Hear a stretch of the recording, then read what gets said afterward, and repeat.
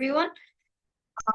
And I'll let Jamie take over with the share screen whenever you're ready to start. Thank you. Okay. Yeah, sure. So let me see if I can share my. Okay, I should be able to share it. All right. I'll share my screen here. Should be visible. So, hi everyone. Welcome to this lecture on how to improve as a judge in parliamentary debate. I'll be focusing on BP for today, although I do think a lot of what I will be discussing should also apply to Asian parliamentary or Australs if you are also interested in judging those things. So hi, I'd like to thank KIDA for having me here today. This is going to be a pretty short, yet hopefully content-dense lecture on just how judging works in parliamentary debate and how to go about improving no matter what level you're at. So to be clear, although this lecture is primarily targeted for, I guess, beginner, newer, or intermediate judges, I do think a lot of the points here can also be helpful if you're more advanced as well. We'll be going over some like very brief examples or case studies of how judging logic can resolve different clashes you might encounter in different debates. So hopefully it's helpful for people at all levels. If you have any questions, I think there will be a Q&A section at the end. So feel free to jot questions down, have them ready. I'd be more than happy to answer them as we go along later. Anyway, with that being said, I guess we can start immediately. So welcome to the lecture. We can start with a few disclaimers and assumptions. Number one is just in terms of assumptions, I will be assuming that you know what debating is in terms of rules. So I'm not going to assume that you are an expert on the judge manual, but I'm hoping that I do not need to explain what British parliamentary is or what the difference between an opening and a closing team is. Um, this is not going to be a lecture on those things. So I will be assuming you are somewhat familiar with the rules of debating already. A few disclaimers are also needed here.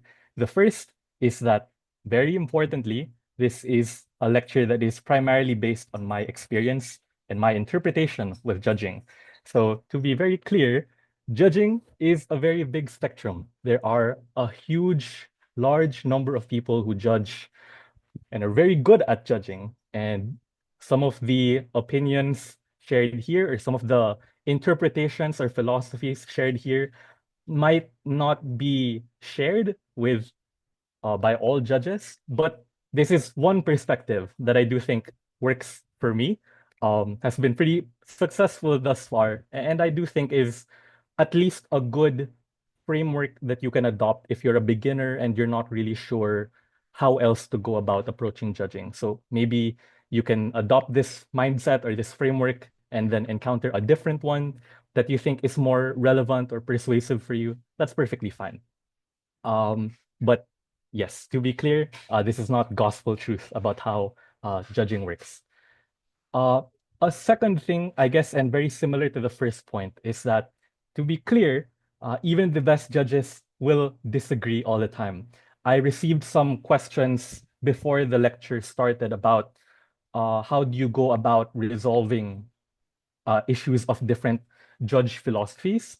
I think that's an interesting question, but also at the same time, judging different judging philosophies isn't necessarily an issue that is, I guess, the worst issue to have because even in the highest levels of debating, I think a good example of this is the HWS round robin. They have two different sets of panels filled with very experienced and distinguished judges. And often you will encounter situations where one panel gives a team the first, and that same team is ranked fourth by the other panel of also very good judges. So again, it's very normal to disagree. And so I hope uh, you the lecture that we'll be having today is not really about how to never have disagreement, but I guess sort of how to manage disagreement, how to communicate disagreement effectively and in ways that you can disagree while still respecting each other's opinions because it's grounded in very reasonable interpretations of emotion or uh, a judge philosophy that you might have.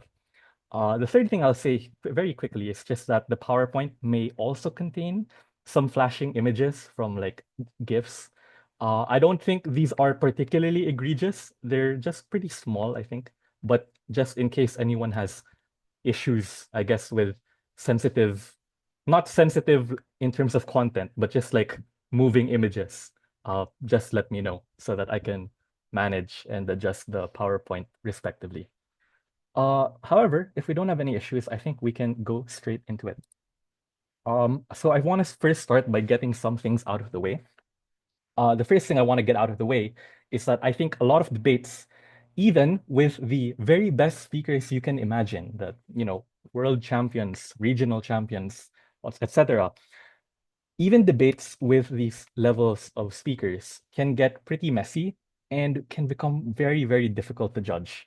I have judged myself very high level rooms that were very, very messy to resolve because debaters are not always the most efficient at making the lives of judges very easy. I've also heard anecdotes or stories where a panel of judges took what, 1 or 2 hours deliberating amongst themselves because even in like an Asian quarterfinal or Asian semifinal, they encounter what we call impossible trilemmas or impossible quadrilaterals.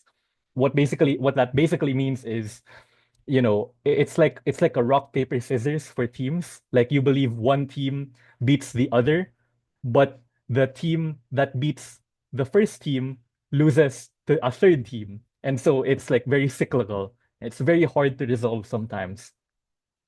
So to be clear, the job of a judge is naturally quite difficult in a lot of cases. And in effect, here I transition to the second point. It's also very emotionally difficult to navigate as well, because in effect, you often have to encounter basically 8 people who spend a lot of their time and money preparing and actually competing at a tournament, at least if we're in the British parliamentary context. So these 8 people who have spent a lot of their time, perhaps money as well, preparing for this competition, they're hoping for the best and they want to do well. But inevitably, because of the nature of debating and the nature of judging, you will be forced to have to disappoint at least some of these 8 people because debate always has winners and losers.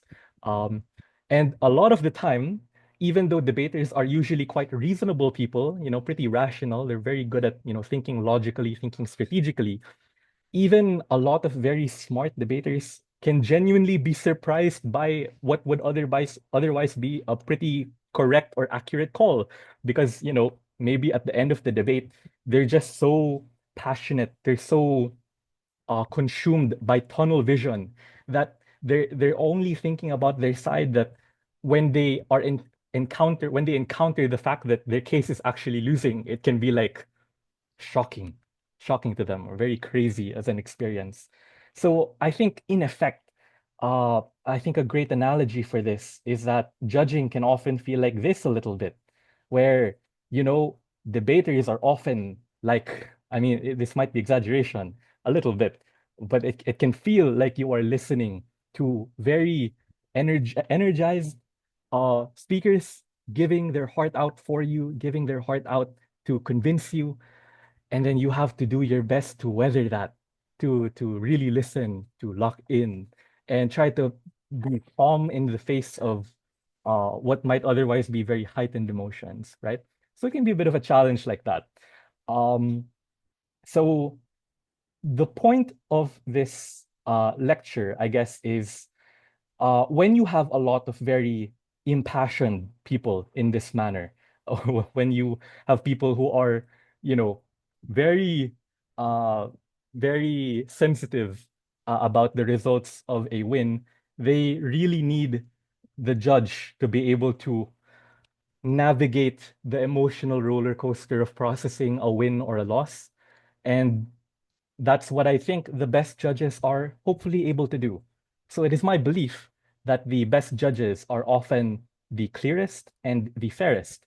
Uh, in the sense that they help debaters make sense of very messy or confusing rounds, while being fair in explaining how some ideas were weighed more favorably than others. So ideally, we try to manage these tense emotions, and no matter how upset or frustrated a team might be initially, ideally, if you're a good judge or a solid judge who can explain a decision calmly, simply, and in a way that is fair, that acknowledges what every team did and correctly explains the best way to weigh all of those things together, you will usually be able to manage those expectations fairly. And hopefully, this is a lecture that will focus precisely on how to be able to do those things today. All right. So, I just wanted to premise the point of this lecture, the direction this lecture is going to go in. And so I think the first thing we can discuss now is just a discussion of the basics of judging. And so I think this portion is just back to basics. To be clear, although I will be discussing the basics of judging here, I do think this is perhaps arguably the most important part of the lecture because it really deals with how to process arguments, how to credit them, how to weigh them in the debate. So I think a lot of judges often miss the basics a little bit. And so I want to spend a bit of time discussing this. So to be clear, I think I hope I can make this clear for everyone at least. Debates are usually one on burdens, right? So what are examples of burdens? There are examples written on this slide.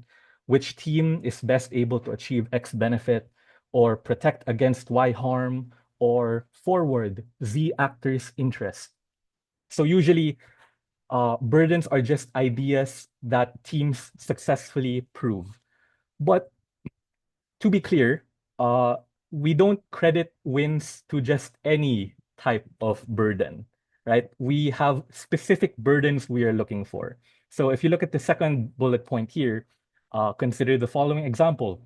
This house would require licenses for parents' motion.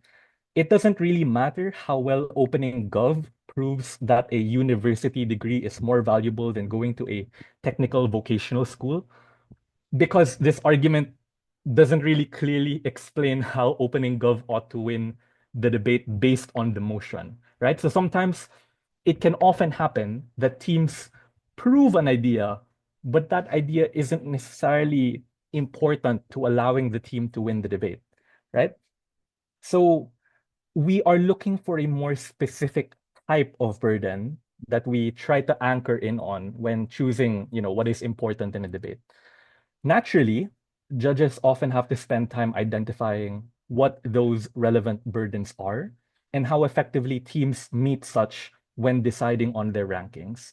But sometimes, well, not even sometimes, a lot of the time actually, it's not so clear what those issues are.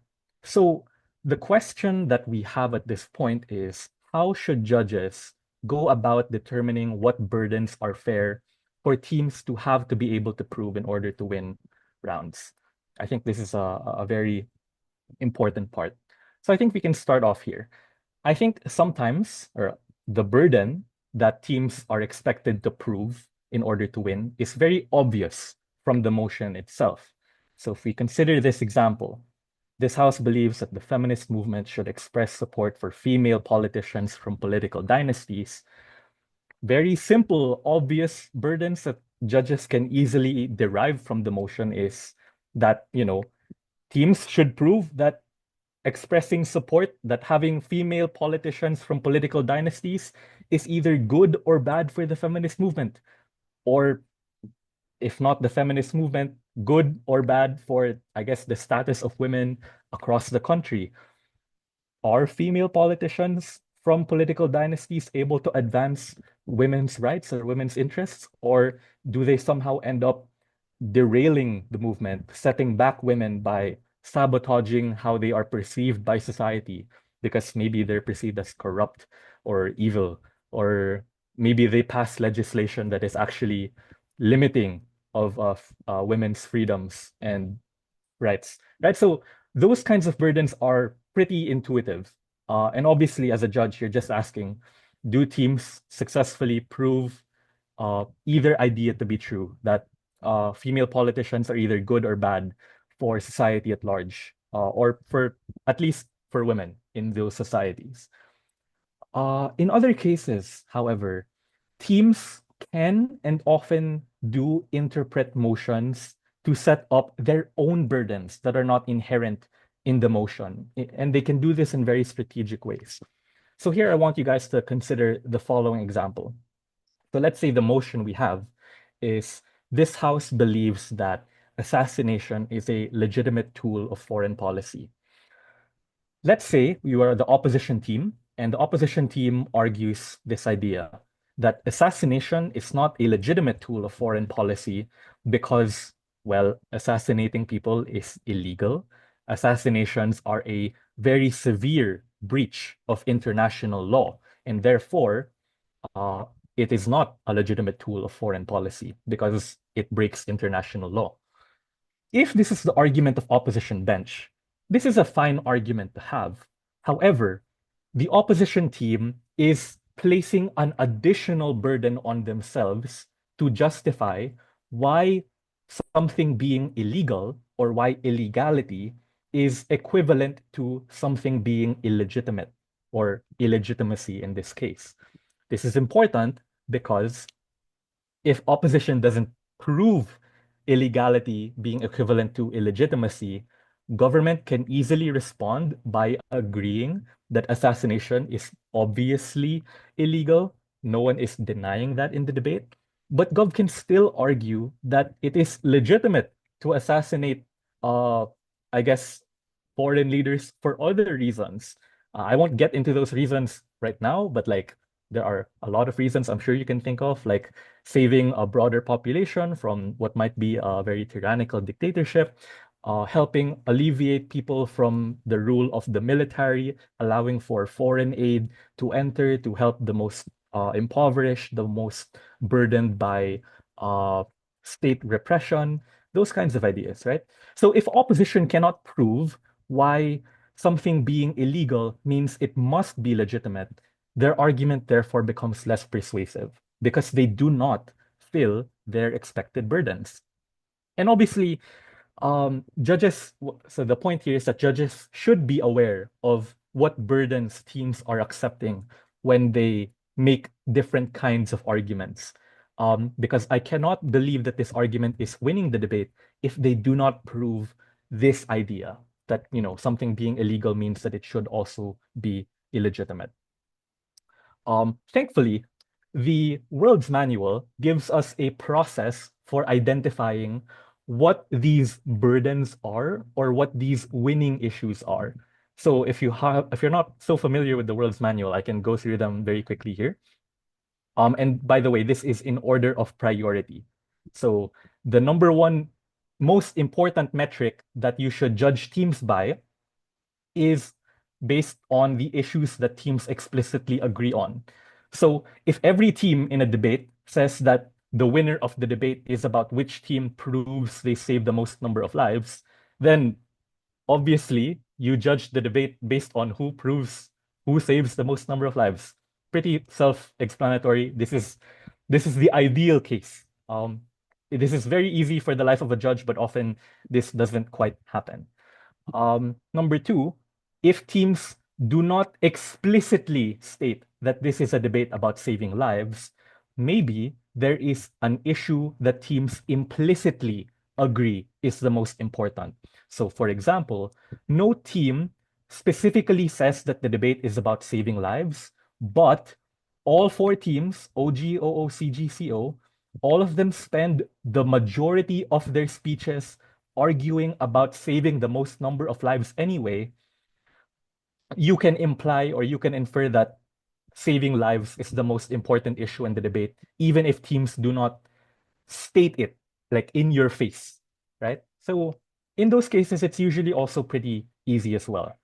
I think maybe what perhaps might be more common in a lot more messy debates is the third step, which is if teams do not agree on what the most important metric is, the next question you should ask yourself is, which team best justifies why their issue is the most relevant in the debate?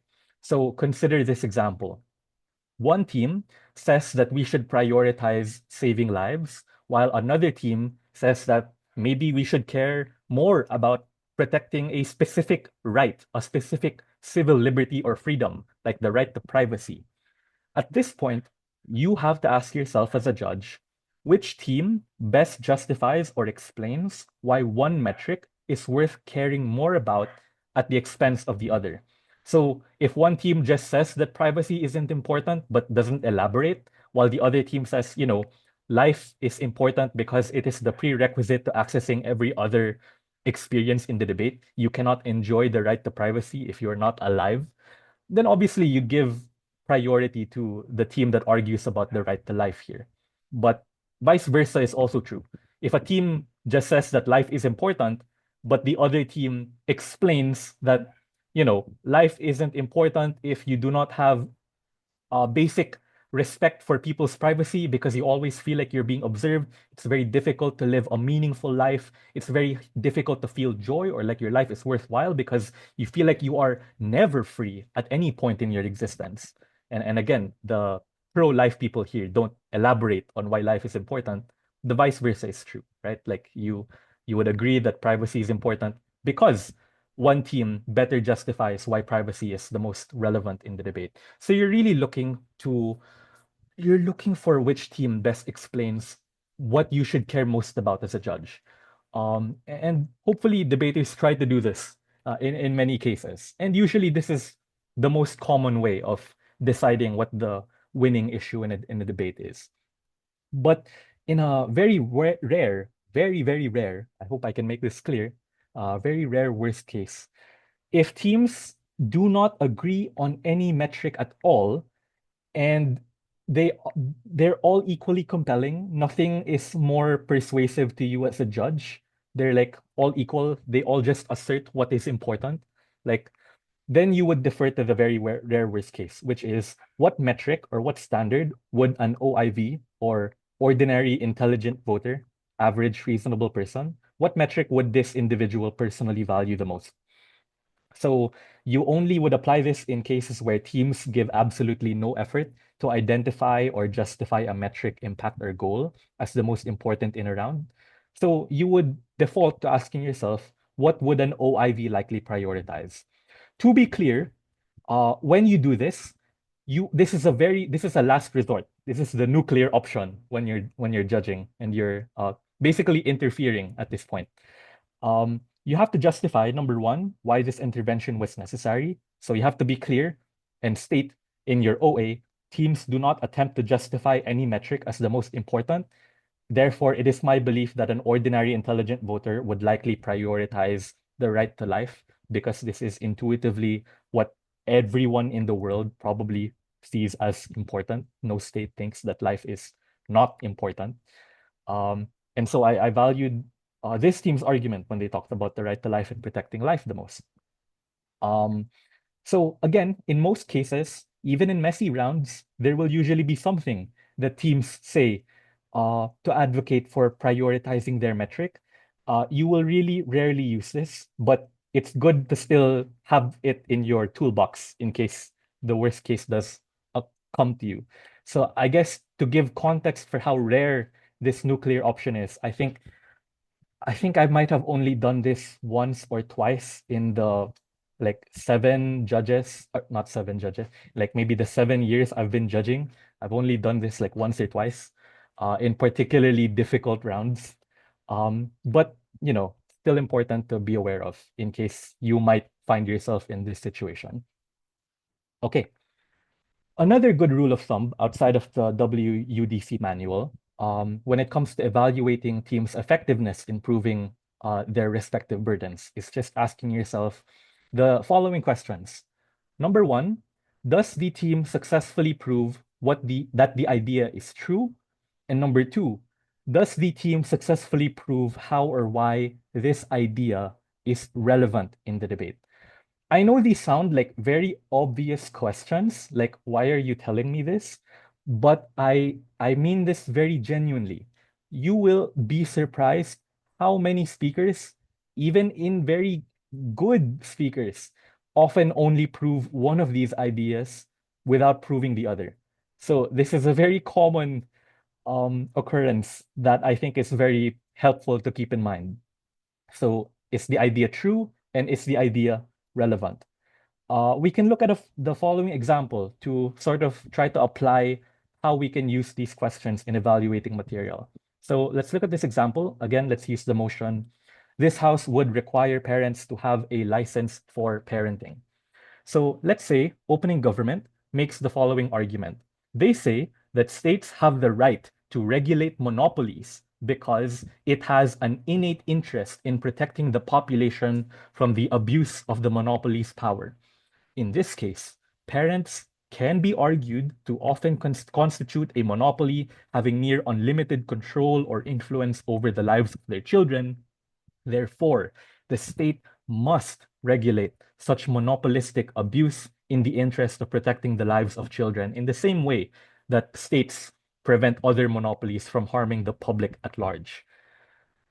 Fair enough reasoning from OG here, but opening opposition has a response. OO says, well, we agree that states should intervene to curb the harm of abusive parents. However, we already make such interventions in the status quo already in the form of a lot of child safety services present in a lot of democracies. So, we do not need this specific form of regulation in the form of licensing parents in order for the government bench principle to be achieved, right? So this is the exchange we hear from opening half. In the example, so I hope you guys were able to, I don't know, maybe take a picture or just let me know if you want me to go back to the previous slide. But in the example that we just saw, we can see that opening gov was able to prove one of their burdens. So specifically, they prove why the state has a right to intervene in and regulate parenting. And therefore, the policy is principally justified because states have a principal obligation in preventing the harm of monopoly from occurring. However, in this case, OG was unable to prove the other burden implied by their case, specifically the burden that requiring a license was the most appropriate or the most effective form of state intervention in parenting. Therefore, in effect, because they do not prove this secondary burden to be true, then, despite an otherwise fairly reasonable or logical principle, some judges might struggle to fully credit the entirety of the case. And this has happened in a lot of debates that I have judged. I mean, it's happened in the last tournament that I observed as well, where I heard a very impressive principle, but the team wasn't quite able to effectively justify why the specific form of regulation was the most effective rather than other forms of intervention in by the state, right? So the point of all of this discussion so far is just to say and make clear that judges have to be clear, fair, and explicit in identifying both, number one, the burdens that teams accept in trying to win the debate. So when you make this argument, these are the burdens you have to prove in order for this argument to win the debate. But also, number two, judges have to be clear in explaining how successful teams are in proving all of the relevant burdens that you identified.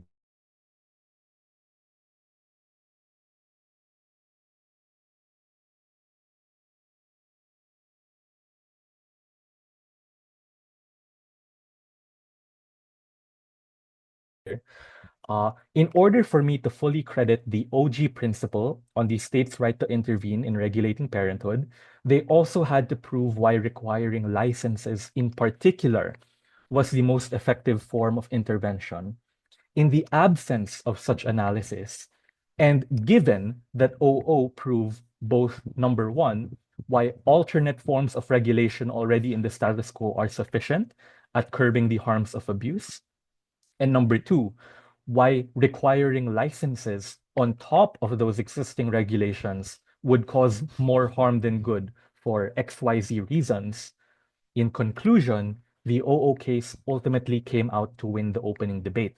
because opening government do not successfully prove the burdens expected of them, and opening opposition are able to respond to those arguments effectively and prove their burdens, which in this case, that their burden is to prove that the OG policy is not effective or is actively harmful or dangerous.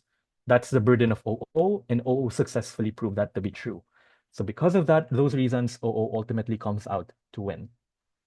So that's just one example.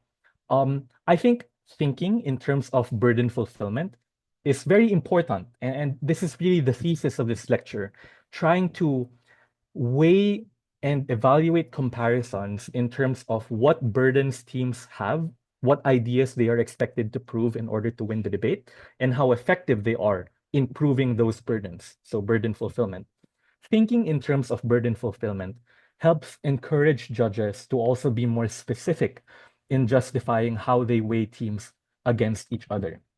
So instead of citing, for example, one team having better responses or another team having a more detailed argument, which, you know, I guess is very natural or very normal for more beginner judges to do if they're not used to judging yet. So instead of being a bit generic or, default or vague in citing your reasoning, you can transition instead to better explaining how responses are better.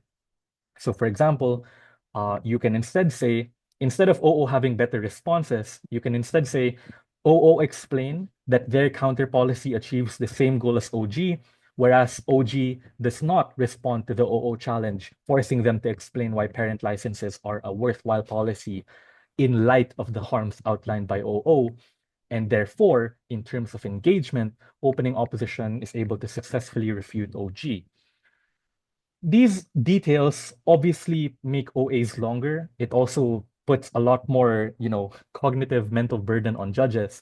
But these details are important because these are details that debaters care about. These are the details that they are actively listening for in your oral adjudication, right? If you just say that, one team had a better response or another team has more details in their argument, a very common thing that teams will think is, what do you mean better responses? Or what do you mean better, more detailed argument? I don't understand, right? Like this is a very common reaction from debaters, like who are just listening to an OA, if these details are not expounded on. And so the very important part of this lecture is just be very clear about these details. And, to be clear about those details, it's helpful to think about burden fulfillment in this manner. Um, I think it's also important for panel deliberations as well, because often judges can also discuss and deliberate amongst each other on what they believe are fair burdens to impose on teams, or burdens that teams have to prove or not. So consider this following example here. The motion is, this House believes that democracies should allow people to opt into religious courts that punish them for acts that are deemed to be offenses under their religion, as long as they remain members of that religion. Okay, so I hope the motion is clear. You understand I can give you time to process this as well, but I will just proceed for now. Let's say, given this motion, opening government argues the following. OG has a relatively reasonable principle on the freedom of religion and explaining appropriate forms of justice, etc. Right?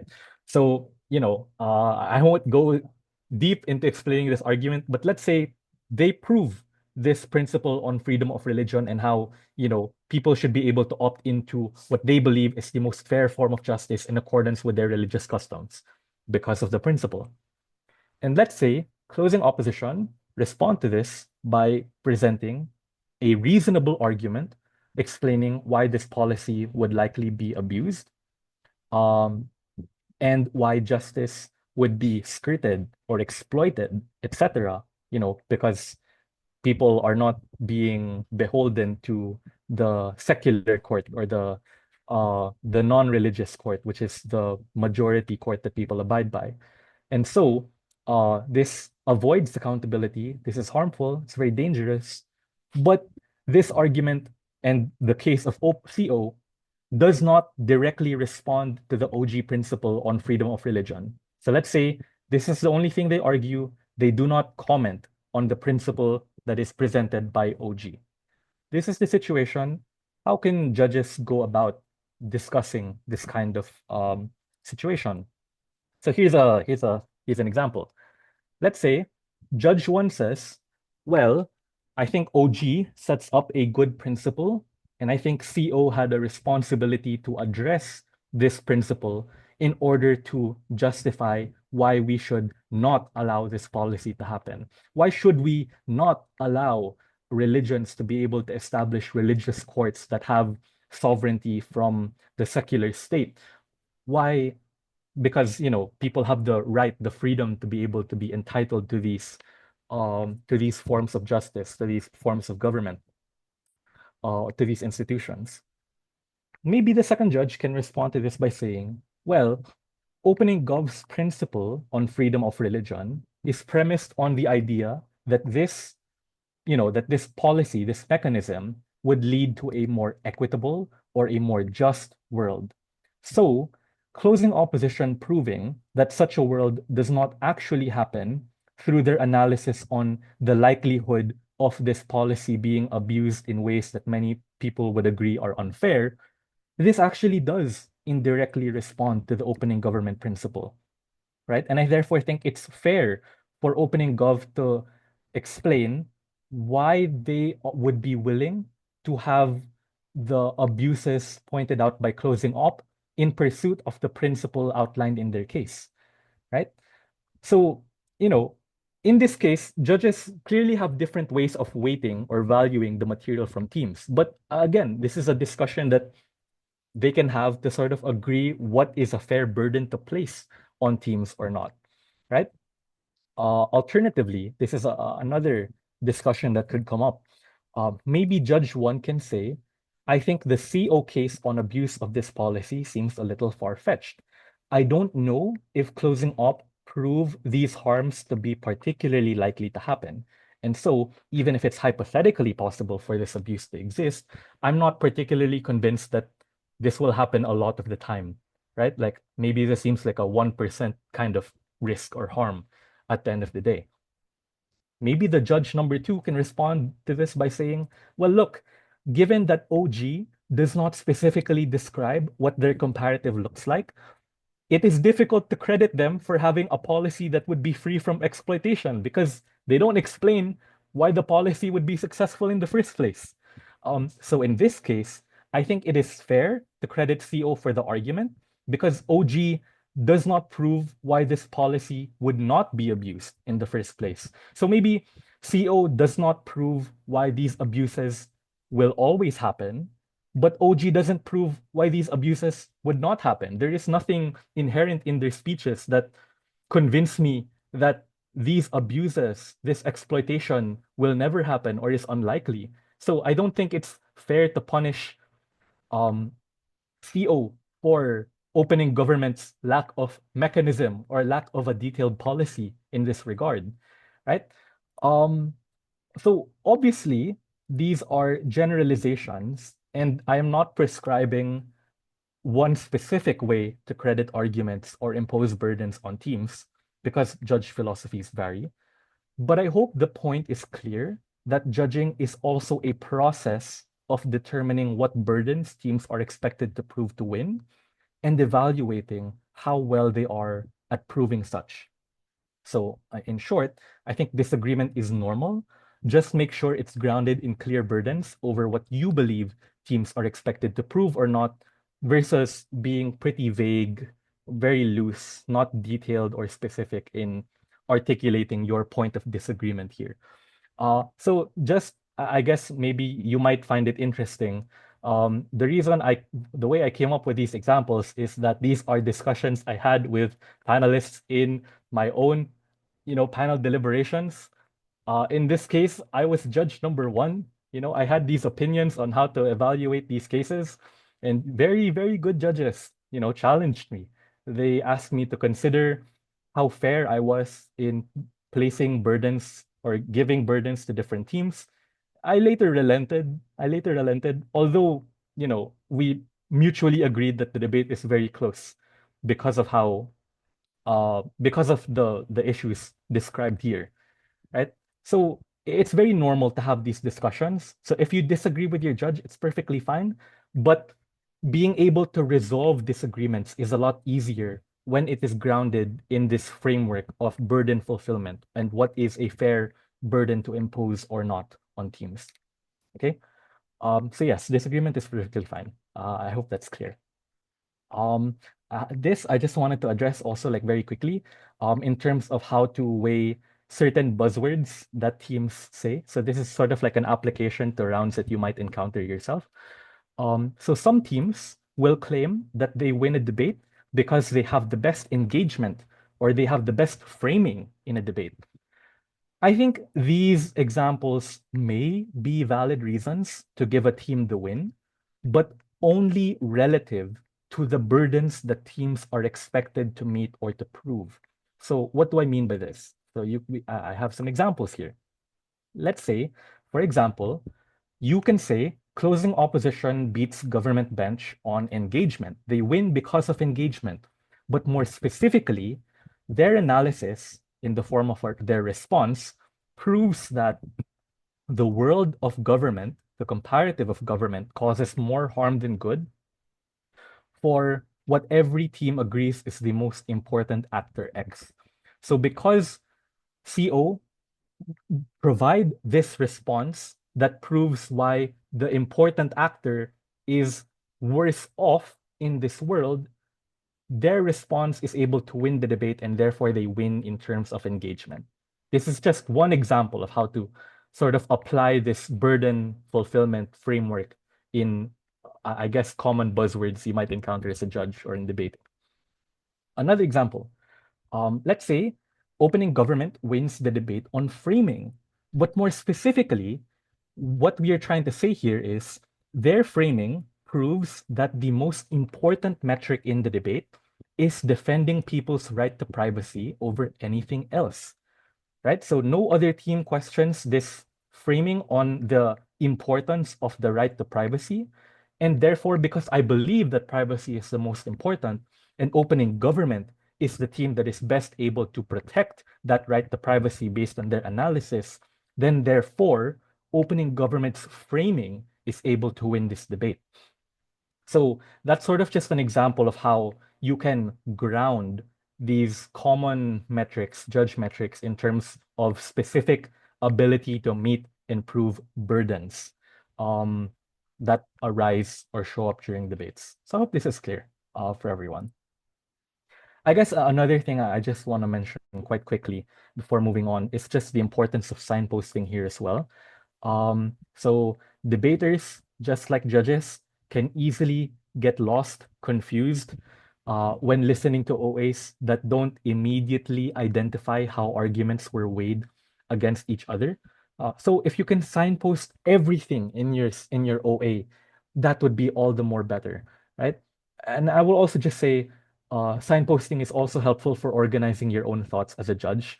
So me personally, I always have a section in my notes dedicated to it's just a sub-label of my notes called weighing. So after I identify what opening gov and opening opposition contribute to the debate, I make sure I have bullet points over why I think one team wins over another. And I put that all specifically in the weighing section, right? So very simple examples of signposting in your OA. You can say like the first clash between OG and OO is X. Opening gov beats opening op for 3 reasons, X, Y, and Z. Or number 3, even if opening op has response Y to OG's government, or sorry, to OG's argument, there are 2 reasons why this response could not win over the original argument presented by opening gov. So these little signposts where you flag the different, ways you weighed or identify material, these really help you organize your OA better, more efficiently. And it also helps debaters listen to you more effectively. So instead of thinking that you're rambling, they really think you're getting to the point because you are getting to the point when you signpost and talk like you're delivering bullet points in a very snappy manner like that. That's just one quick note I wanted to add. Um, Here, I just want to tackle some common judge dilemmas. So here's how I think we can wrap up uh, the lecture a little bit. So this we just finished everything that I think is important to cover, the most important part. Now I just want to weigh in on some dilemmas that a lot of judges might encounter uh, in a lot of rounds that they will face. The first is just intra-bench comparisons. Basically, in simple form, opening versus closing and how you compare these two teams against each other. I think whenever you struggle to compare opening versus closing, the first and most important question that should be asked when assessing a closing team's material is the question, is this a rehash? And you want to be very careful in asking this question because many judges can easily become very careless in labeling a closing argument or a closing case as a rehash and becoming dismissive, even if it is not, in fact, a rehash. Okay? So we want to be very careful about whether we label something a rehash or not. So, is this a rehash? Here are some questions that you can ask yourself to help you answer this question effectively. Are the mechanisms more explicitly stated or described with more detail compared to opening? Are there attempts by closing to introduce a new weighing metric?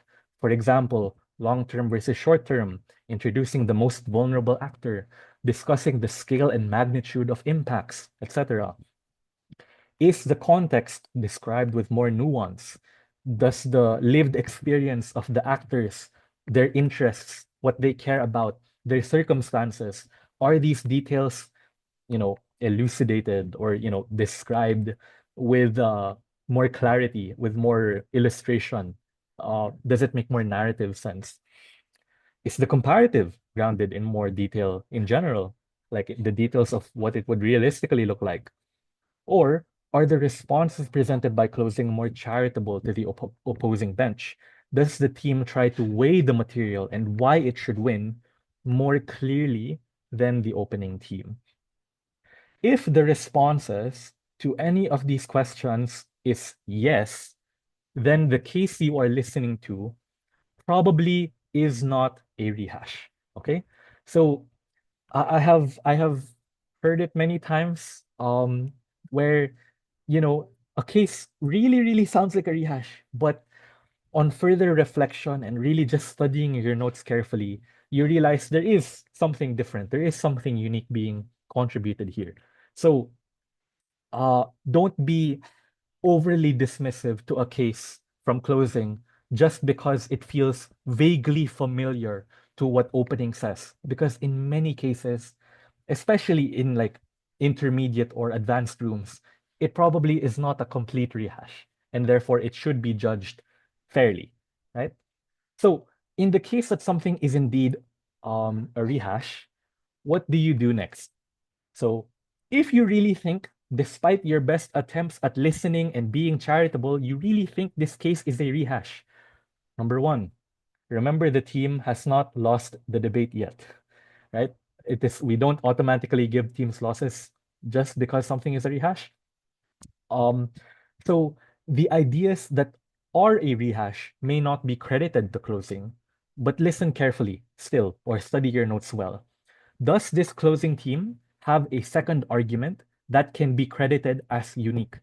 Or do they introduce new responses to the opposing bench that are not presented at opening? So focus on identifying these ideas where they exist, where you hear a second argument or you hear a unique response, and still try to weigh these unique ideas against the rest of the debate accordingly. Because these ideas, even if they are not the main argument of closing, they can still be winning ideas. They can still win a debate.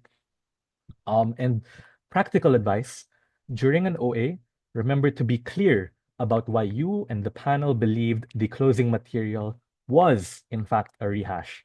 So it is very helpful here to cite where these ideas were originally already discussed by opening. If you can quote or paraphrase the original statement, then all the better, right? So you can say, this is the CG argument, but opening government already argues this idea. They make the same argument on the right to privacy at deputy prime minister. And so it's very difficult to give full credit to CG for this idea because it is parallel to a lot of the analysis presented by opening already, right? So just like it's fine to call things out as a rehash, but debaters want to know how and why you made that decision. So just remember to be specific in citing your sources and your references here.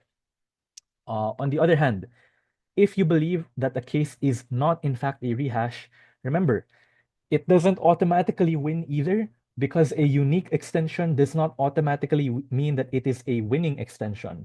So if something is a vertical extension, meaning it builds off the opening analysis, ask yourself the following questions. Does this vertical extension that uses opening analysis but extends and builds on it, does it identify any significant gaps in the opening material? Does it successfully fill in those gaps? For example, explaining why X is the most important actor or Y is the most certain impact in the debate, or establishing the principal justification of the policy where opening government's policy is reliant on very niche contexts that don't apply in a majority or every situation. Uh, Maybe those are valid reasons to credit CG for a win here in terms of filling in gaps in a debate. But also number two, or alternatively, does the CG case merely add additional reasons to an already solid set of analysis? For example, explaining that invasion would work due to superior battlefield experience versus opening, who has the same idea, but instead of talking about superior battlefield experience, they instead cite technological superiority, international support, or geographic factors, which explain why an invasion would likely be successful, right? Like, because if you're adding a new reason, like battlefield experience, maybe this is unique, but it's not more compelling than what already came out from opening, right? Because it's just an additional reason in that regard. So as for vertical extensions, if it is a horizontal extension, meaning it introduces a completely new aspect of the debate that, it's not related to what opening discusses, ask yourself the following questions. Is there any explanation provided, implicitly or explicitly, that proves why this new dimension of the debate should be valued as the most important discussion in the round? Or does this extension merely provide a new but otherwise equally or even less relevant point for discussion in the debate? So remember here to be clear in explaining why you believe, so this is for the OA, right? If you think it's less or more persuasive, be clear in identifying why you believe this new discussion from closing is more or less relevant by citing what the teams have to say. So, let's say, I don't know, opening talks about economics, closing talks about social-cultural dimension. And you believe sociocultural is more important because of the analysis by CG, then explain what they say that proves why sociocultural dimension is more important than economics. Vice versa, right? If you also think economics is more important, then explain where opening analysis hints that economics is the most important discussion in the debate, right? You just want it to be clear to teams why you think material is more or less persuasive than on other teams. Okay. And lastly, if you believe that a case is not a rehash, just remember, winning extensions usually aim to prove additional burdens, right? So they take burdens that opening teams did not take before, or at the very least, they try to clearly explain how opening fails to meet their original burden before attempting to meet that original burden in a better way compared to their opening.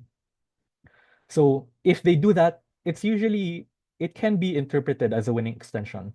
However, If closing proves the exact same thing as opening, assuming there is no issue or no problem with the analysis or ideas of opening, and closing proves the exact same thing in a different way, it might not be so easy to credit these ideas as winning in a debate per se, right?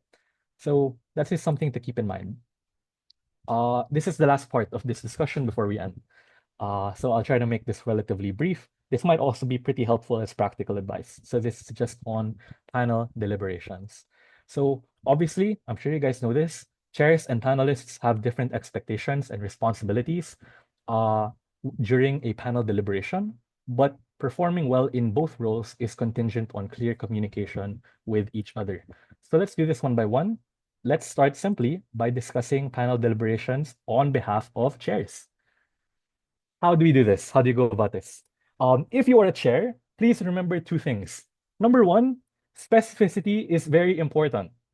So, for example, do not just ask panelists to explain why Team X wins or why Team Y loses the debate. Because if you are very broad in that way, you encourage panelists to keep rambling. So it's partially your fault as well, and not just the panelists' fault if they just go out and say things that are not important. You want to help panelists be more specific by also having more specific questions when you are deliberating as a chair.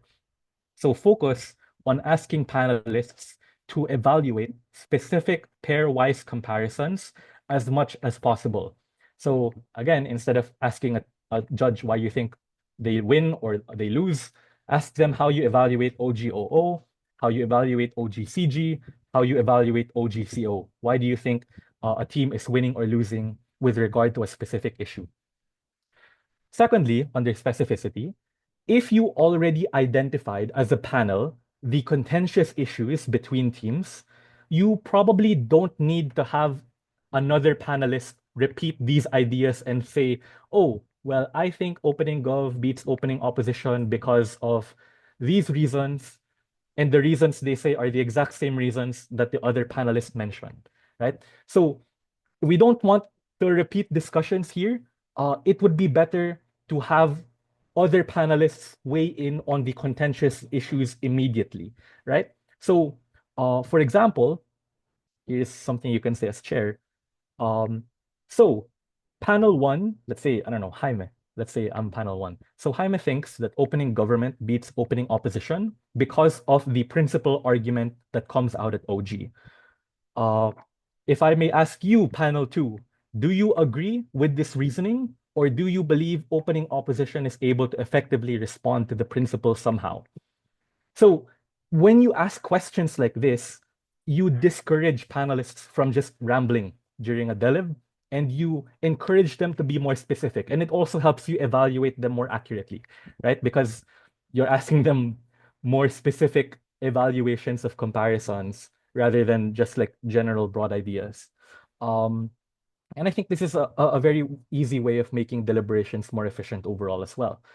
Uh, that's I try to do that as much as possible. And I've seen other very good chairs do the same. So that's what I've learned to do as a chair as well. The second, so that's in terms of specificity. The more specific you can be in terms of evaluating or discussing issues in a debate, the smoother your deliberation will go, the easier your life will be. Second, time management is also very important. So it's very important here, if you're a chair, to allocate time fairly and clearly to your panelists. And it's very important to communicate this time allocation to them. So obviously, panelists also understand that you have a time pressure, that you have 15, 20 minutes to submit a ballot and prepare an OA. So they will understand if you give them a time limit, but they have to know what the time limit is, right? So if you're running out of time and you want to be a bit brief in your discussion, it's fine to just set a time limit for a panelist before asking them to elaborate. So for example, here we can say, hello, you, panelist number one. Can you please explain why you believe opening opposition beats opening government? I can give you a maximum of 2 minutes to explain. If you're deliberating online, it would be helpful to share screen a timer. If you're deliberating together, someone can have a timer on their phone so you can keep track. That just makes it easy for you to interrupt a panelist when you think that they're rambling, and it also encourages panelists to be more concise with their words instead of, going off track and then possibly delaying the deliberation as well. So I think if you focus on those two things, you should probably more often than not end up with more efficient deliberations where panelists contribute more. And this also is very helpful with your OA because when you are specific in asking panelists for their input on specific issues, you can think about those issues for your OA already, and you can think about involving this input in your OA immediately. So you don't need to like start the OA from scratch because like your mind is running on overtime from the discussion at hand so far. Okay, so that's for chairs. Lastly, this is a quick discussion on panelists. Panelists, if you are a panelist, please remember, your chairs are often under a lot of time pressure. So they can't really quite give you as much time as you'd like to speak, even if they might otherwise want to, right? So just be considerate to your chairs as much as you can. But also, if you're a panelist, please remember specificity is still important alongside concision. What do I mean by this? If a chair asks you for why you think one team wins over another, be ready to signpost these reasons clearly and immediately. This is a good practice that I think you should do if you don't do it already. It is very good practice to ask the chair for permission to elaborate before elaborating on your reasons after you identify the main outline of your reasoning. So, for example, you can say, I think there are two reasons why OG beats OO. The first is on having very effective responses at deputy that completely downplay the OO principle. And second, is on OG being able to prove how their policy better meets the principle of OO, even assuming that the principle of OO is true. Would you like me to elaborate on these reasons? In this way, you give your chair a clear idea of what your reasoning is, and the chair can credit that already if you're a panelist. But, before you start rambling and then force the chair to interrupt you, you give the chair ample space and room to let you discuss more. So if you still have additional time, maybe you can elaborate. And also, it just makes you look respectful and considerate, which makes you look really nice and kind in the eyes of a chair. And I think chairs might be willing to like rate you more highly if you're just seen as a very kind and considerate person during a delib. That's another thing to consider. So chairs are usually trying to find the main idea if you're weighing anyway. So if you can present the summary first and present the summary as simply as possible, they will more often than not love you for it, very much so. And that's why it's important to just start with the outline before going into details when you're giving OAs. Or not when you're giving OAs, when you're talking to your chair about your reasoning. If you're able to do that, you will very easily be promoted to chair. I promise you. It is not easy to be a chair when you're judging. Because those are traits that CAPs look for in potential chairs. The ability to be specific and be respectful, kind, and adjudicate very fairly and concisely. So yeah, that's really it, I think, for this lecture. Uh, I guess I can ask now if people have any questions that they'd like to raise. I can also hand it back to OC, or to KIDA rather. You guys feel free to take it from here. Uh, I'm open to answering any questions if people want to raise any. That's all. Thank you for listening. Okay, so thank you, Jamie, for delivering the lecture. I thought it was very informative because I am also still working to be able to be a better judge. I think a lot of us here that joined the lecture are here because of that reason. So now I think we have time to maybe take a quick 5-minute break so that people can go to the bathroom and everything before the spar. I'm afraid we'll have to skip the Q&A because there is also a lack of time, but we'd like to allow everyone to be able to like maybe grab some water before the spar actually begins.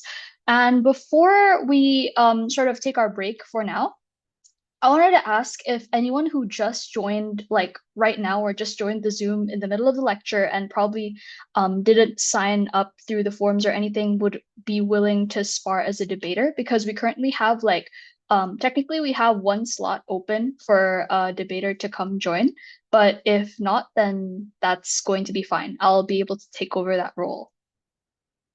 If anyone at all is interested in debating, you could either just like maybe send me a private message or maybe just raise your hand here now and we could add you to the draws. Or we could add you to the matchups rather. But if there aren't any, again, it's completely fine. Okay. I don't think anybody's willing to debate right now, so I'll just take over that in that case.